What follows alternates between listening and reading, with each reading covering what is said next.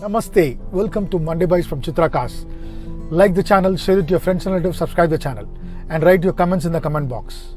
Today we're talking about if you're putting a car standstill for 1-2 months without using it or moving it, what all issues will arise in the car. Number one, you will have a major issue of the battery getting discharged and not getting charged. And as well, if it gets charged, the life, let's say 2 years, will get over in 1.5 year only. Next is your fuel will get damaged. Let it be a petrol or diesel, it gets damaged, and as well it will affect there will be a corrosion happening in your fuel tank.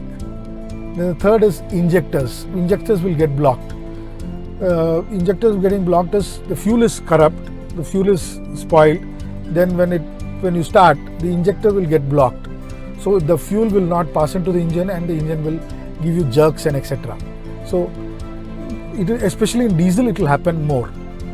Then you put your handbrake when you put your car in standstill for 2-3 months or 1 or 2 months, you put your handbrake. So the back wheels get jammed. These are the issues which will arise when you put your car without starting or moving for 1-2 months.